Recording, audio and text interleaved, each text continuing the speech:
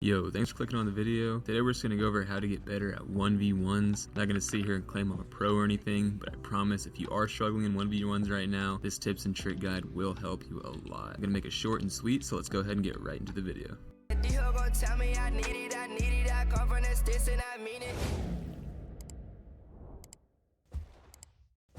So the first thing we're going to get into today is just don't let an opponent's level/badges scare you whatsoever, and just never underestimate a low level character.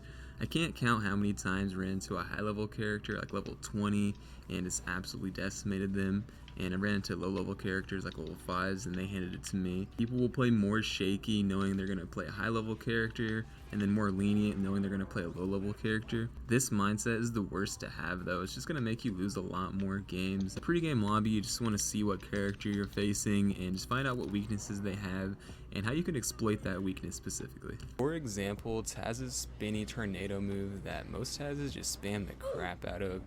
You can actually counter that super easy by throwing just about any projectile in the game at him. It'll stop him right in his tracks. We'll use Morty as another example with his spinny hammer Morty.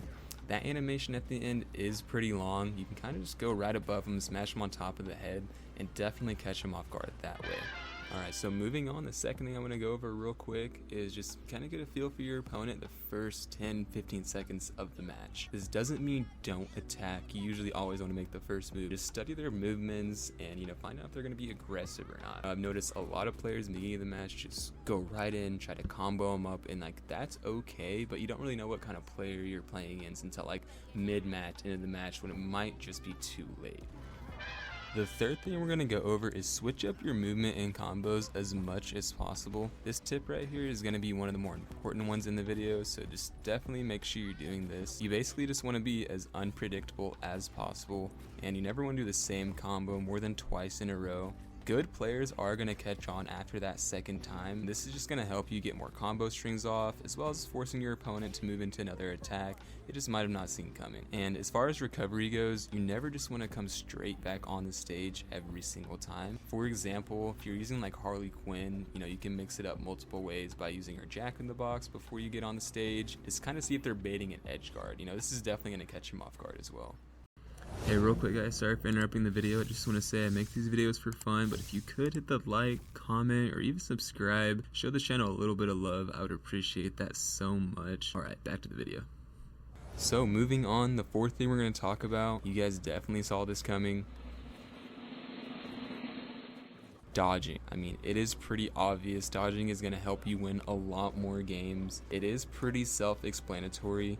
You're going to catch your opponent off guard sometimes, and you're going to save a lot more health at the same time. I can't stress it enough on how important dodging is going to be in your game. Definitely just get in the lab and practice dodging as much as possible. That's really the only way you're going to get better. So the fifth thing I want to talk about just really quickly is if you're the first to smash your opponent out, don't immediately try to start fighting them again if you're on a high stock yourself. The reason I think this will help is, for one, after respawning, your opponent has armor on for a few seconds, and two, 9 times out of 10, after smashing your opponent out, they're going to do the exact same thing to you as quickly as possible. So they have to change their playstyle based on what just happened. They're going to be coming at you extremely aggressive. If you're smart, you can definitely play off of that and kind of evade them for a while until you can catch them off guard with one of your own attacks. Most of the time, you can get 2 or 3 combo strings off before you die. That's just going to put you in a way better position for securing that W. So the last thing we're going to talk about today is just be careful going off stage, just smash an opponent out when you're on a low stock yourself, just to avoid those dumb deaths. It happens to everyone, but it's super unfortunate when it does happen, just because most of the time it's just those small mistakes that will cost you the game. And just to kind of wrap things up, always accept your rematches. You're not going to get better if you're consistently running away from good players. Even if they just obliterated you, still hit that rematch button and just try to learn a thing or two from that fight and use that knowledge in the future. Plus, if you don't, you kind of look like a puss. Run, bitch! Run! So that's gonna do it for this one, guys. Drop a like or comment and let me know if this helped you at all. And if you think I've earned it, hit that sub button. Hope you guys enjoyed the video though, and I'll see you in the next one. If we got pride and believe it, cause we lit. When it's your best friend, she out and mistreated. No, I don't mean it, but little bits I keep it. I wanted the meaning, shit turned to a sequence. Why is she tweaking little bits out of meaning? Hop in a rocket blast off.